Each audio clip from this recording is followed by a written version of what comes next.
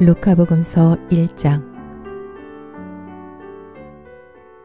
우리 가운데에서 이루어진 일들에 관한 이야기를 엮는 작업에 많은 이가 손을 대었습니다. 처음부터 목격자로서 말씀의 종이 된 이들이 우리에게 전해준 것을 그대로 엮은 것입니다. 존귀하신 테오필로스님, 이 모든 일을 처음부터 자세히 살펴본 저도 귀하게 순서대로 적어드리는 것이 좋겠다고 생각하였습니다. 이는 귀하께서 배우신 것들이 진실임을 알게 해드리려는 것입니다. 유다 임금 헤로데 시대에 아비야조에 속한 사제로서 지카리아라는 사람이 있었다. 그의 아내는 아론의 자손으로서 이름은 엘리사벳이었다. 이 둘은 하느님 앞에서 의로운 이들로 주님의 모든 계명과 규정에 따라 흠없이 살아가는 사람들이었다. 그런데 그들에게는 아이가 없었다. 엘리사벳이 아이를 못 낳는 여자였기 때문이다. 게다가 둘 다 나이가 많았다. 지카리아가 자기조 차례가 되어 하느님 앞에서 사제 직무를 수행할 때의 일이다. 사제직의 관례에 따라 제비를 뽑았는데 그가 주님의 성소에 들어가 분향하기로 결정되었다. 그가 분향하는 동안에 밖에서는 온 백성의 무리가 기도하고 있었다. 그때 주님의 천사가 지카리아에게 나타나 분향제단 오른쪽에 섰다. 지카리아는 그 모습을 보고 놀라 두려움에 사로잡혔다. 천사가 그에게 말하였다. 두려워하지 마라, 지카리아야. 너의 청혼이 받아들여졌다. 내 아내 엘리사벳이 너에게 아들을 낳아줄 터이니 그 이름을 요한이라 하여라. 너도 기뻐하고 즐거워할 터이지만 많은 이가 그의 출생을 기뻐할 것이다. 그가 주님 앞에서 큰 인물이 될 것이기 때문이다. 그는 포도주도 독주도 마시지 않고 어머니 태중에서부터 성령으로 가득 찰 것이다. 그리고 이스라엘 자손들 가운데에서 많은 사람을 그들의 하나님이신 주님께 돌아오게 할 것이다. 그는 또 엘리야의 영과 힘을 지니고 그분보다 먼저 와서 부모의 마음을 자녀에게 돌리고 순종하지 않는 자들은 의인들의 생각을 받아들이게 하여 백성이 주님을 맞이할 준비를 갖추게 할 것이다. 지카리아가 천사에게 제가 그것을 어떻게 알 수 있겠습니까? 저는 늙은이이고 제 아내도 나이가 많습니다. 하고 말하자 천사가 그에게 대답하였다.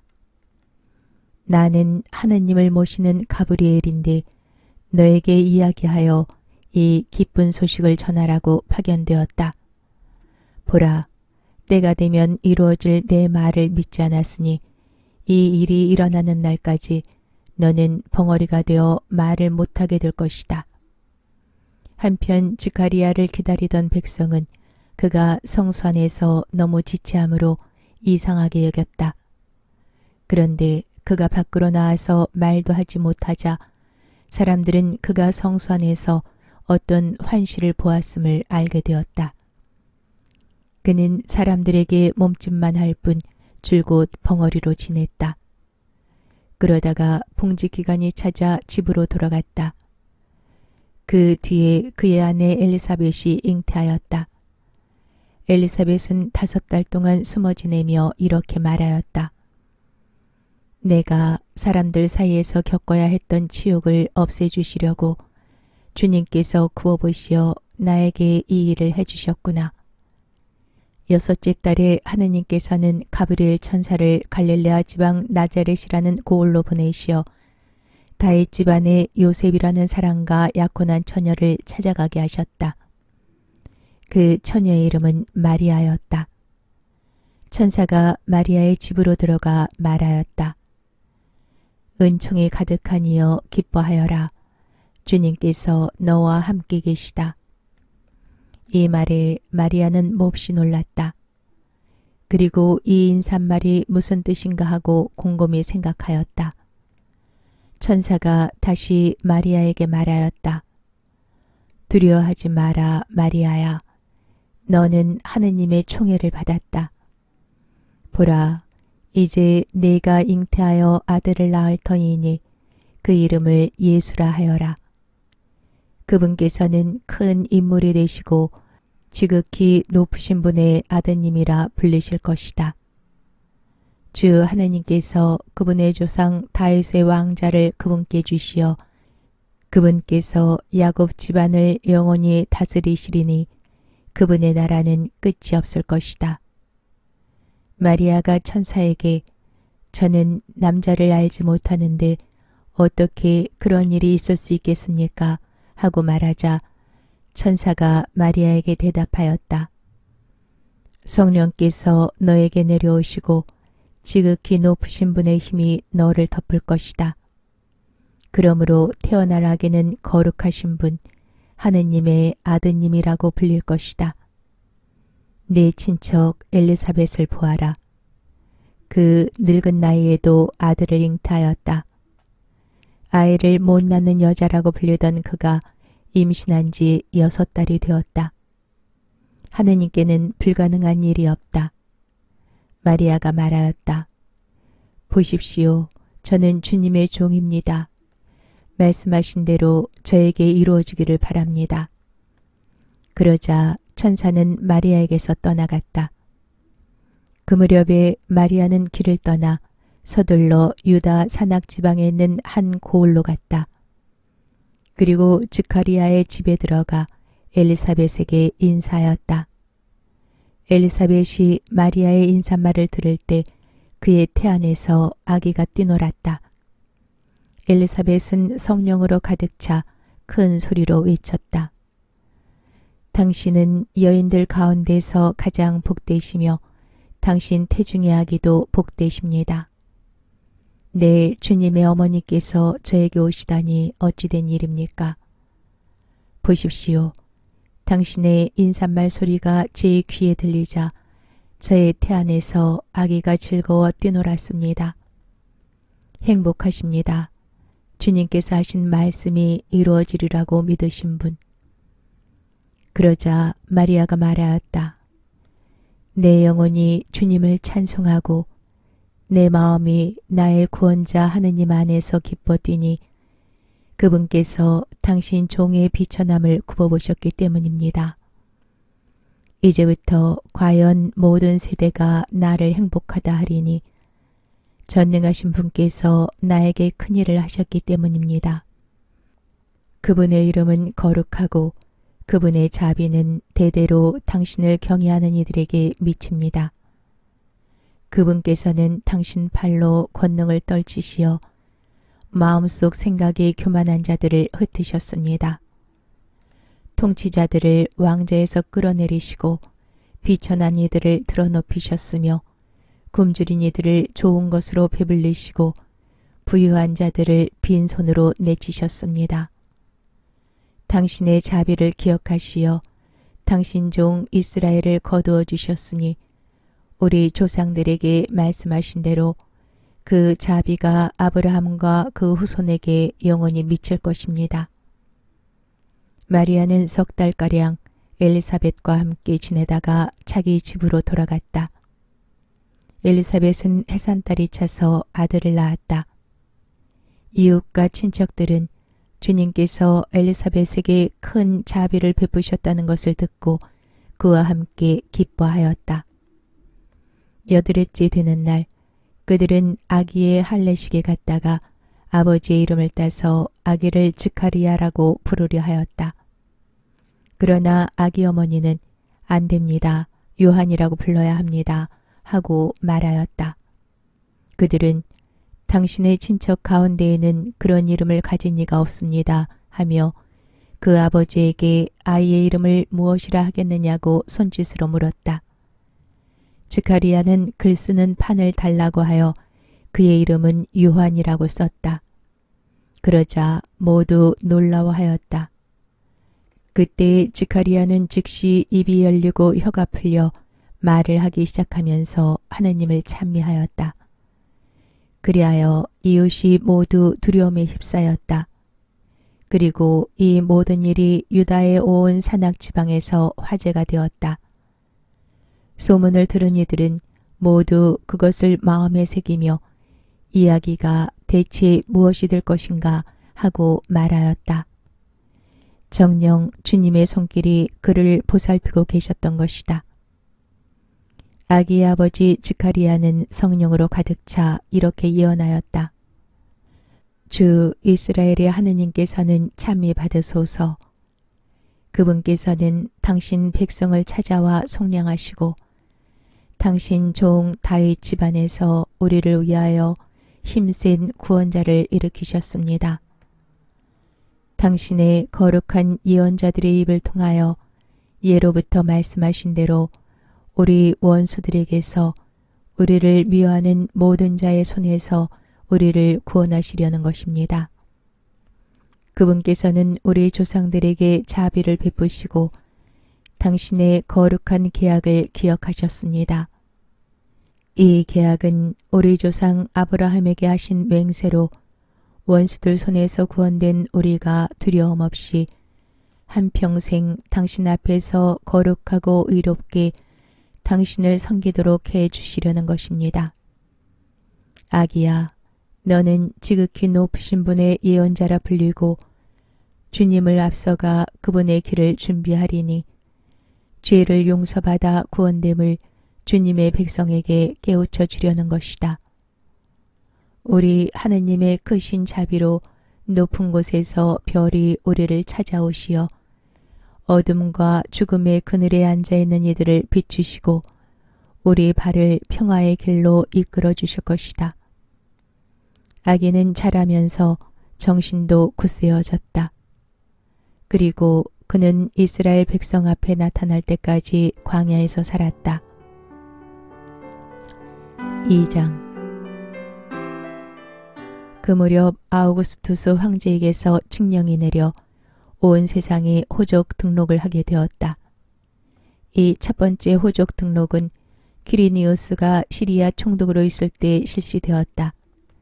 그래서 모두 호족 등록을 하러 저마다 자기 본향으로 갔다. 요셉도 갈릴레아 지방 나자렛 고을을 떠나 유다 지방 베들레헴이라고 불리는 다윗 고을로 올라갔다.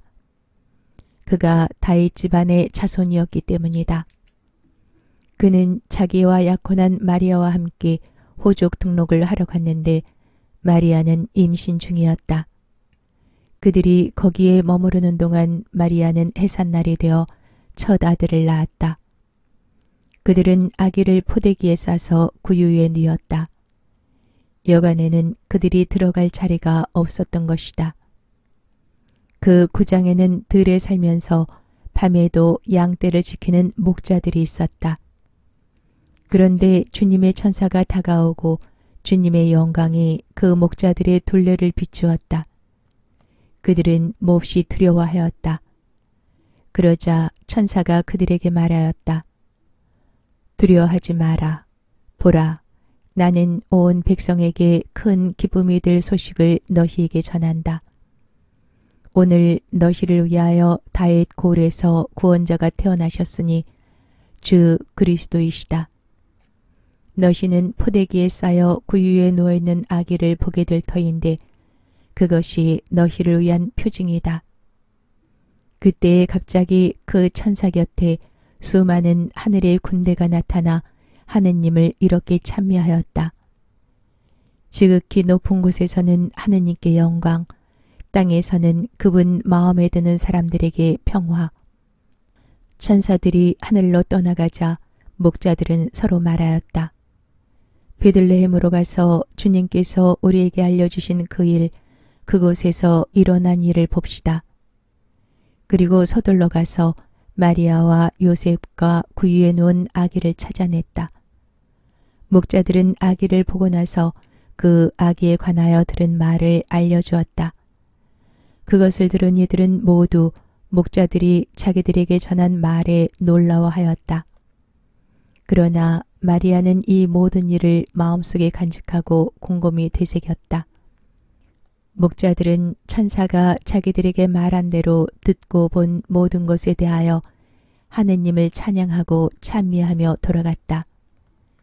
여드레가 차서 아기에게 할례를 베풀게 되자 그 이름을 예수라고 하였다. 그것은 아기가 잉태되기 전에 천사가 일러준 이름이었다. 모세의 율법에 따라 정결례를 거행할 날이 되자 그들은 아기를 예루살렘으로 데리고 올라가 주님께 바쳤다.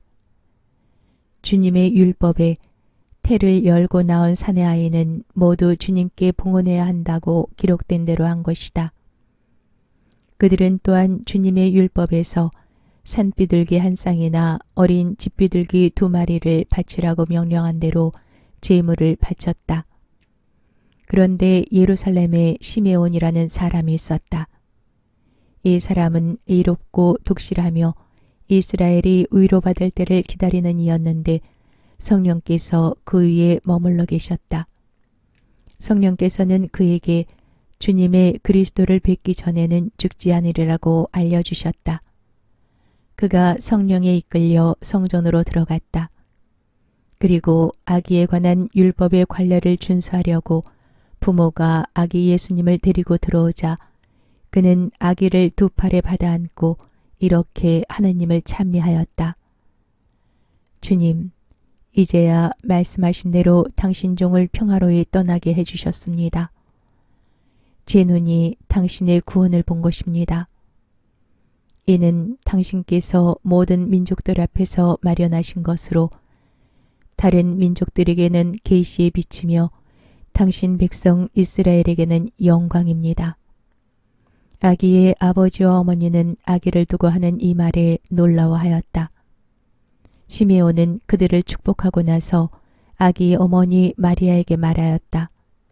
보십시오. 이 아기는 이스라엘에서 많은 사람을 쓰러지게도 하고 일어나게도 하며 또 반대를 받는 표징이 되도록 정해졌습니다. 그리하여 당신의 영혼이 칼에 꿰찔리는 가운데 많은 사람의 마음속 생각이 드러날 것입니다. 한나라는 예언자도 있었는데 푸누엘의 딸로서 아세르 지파 출신이었다. 나이가 매우 많은 이 여자는 혼이 나여 남편과 7회를 살고서는 84살이 되도록 과부로 지냈다. 그리고 성전을 떠나는 일 없이 단식하고 기도하며 밤낮으로 하느님을 섬겼다. 그런데 이 한나도 같은 때에 나와 하느님께 감사드리며 예루살렘의 속량을 기다리는 모든 이에게 그 아기에 대하여 이야기하였다. 주님의 법에 따라 모든 일을 마치고 나서 그들은 갈릴레아에 있는 고향 나자렛으로 돌아갔다. 아기는 자라면서 튼튼해지고 지혜가 충만해졌으며 하느님의 총애를 받았다. 예수님의 부모는 해마다 파스카 축제 때면 예루살렘으로 가곤 하였다. 예수님이 12살 되던 해에도 이 축제의 간습에 따라 그리로 올라갔다. 그런데 축제 기간이 끝나고 돌아갈 때 소년 예수님은 예루살렘에 그대로 남았다. 그의 부모는 그것도 모르고 일행 가운데 있으려니 여기며 하룻길을 갔다.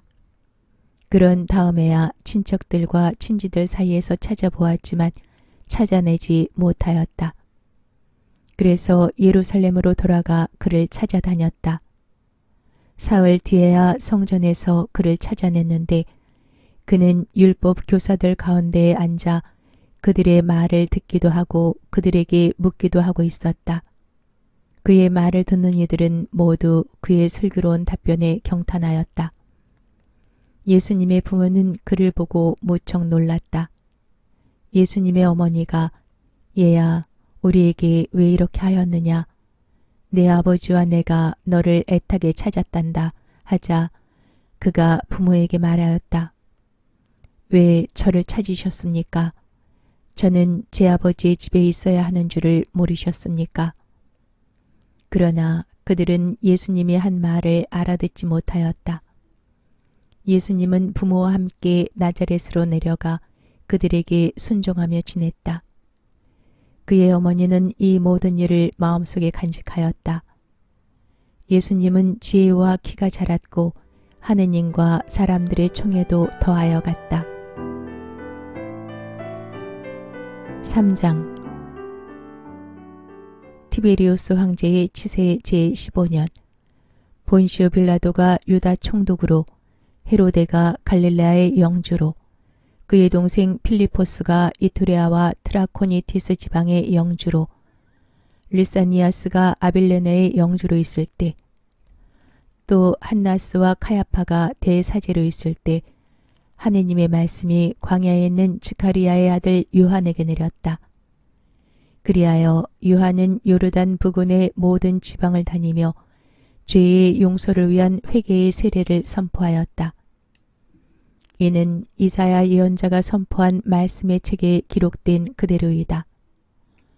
광야에서 외치는 이의 소리, 너희는 주님의 길을 마련하여라. 그분의 길을 곧게 내어라. 골짜기는 모두 메워지고 산과 언덕은 모두 낮아져라. 구분대는 곧아지고 거친 길은 평탄하게 되어라. 그리하여 모든 사람이 하느님의 구원을 보리라. 요한은 자기에게 세례를 받으러 오는 군중에게 말하였다. 독사의 자식들아, 다가오는 진노를 피하라고 누가 너희에게 일러주더냐. 회개에 합당한 열매를 맺어라. 그리고 우리는 아브라함을 조상으로 모시고 있다는 말은 아예 혼잣말로라도 꺼내지 마라. 내가 너희에게 말하는데 하느님께서는 이 돌들로도 아브라함의 자녀들을 만드실 수 있다. 도끼가 이미 나무 뿌리에 닿아 있다. 좋은 열매를 맺지 않는 나무는 모두 지켜서 불 속에 던져진다. 군중이 그에게 물었다. 그러면 저희가 어떻게 해야 합니까? 요한이 그들에게 대답하였다. 옷을 2벌 가진 사람은 못 가진 이에게 나누어 줘라. 먹을 것을 가진 사람도 그렇게 하여라. 세리들도 세례를 받으러 와서 그에게 스승님, 저희는 어떻게 해야 합니까? 하자 요한은 그들에게 정해진 것보다 더 요구하지 마라 하고 일렀다. 군사들도 그에게 저희는 또 어떻게 해야 합니까? 하고 묻자 요한은 그들에게 아무도 강탈하거나 갈취하지 말고 너희 봉급으로 만족하여라 하고 일렀다. 백성은 기대에 차 있었으므로 모두 마음속으로 요한이 메시아가 아닐까 하고 생각하였다. 그래서 요한은 모든 사람에게 말하였다. 나는 너희에게 물로 세례를 준다. 그러나 나보다 더 큰 능력을 지니신 분이 오신다. 나는 그분의 신발끈을 풀어드릴 자격조차 없다.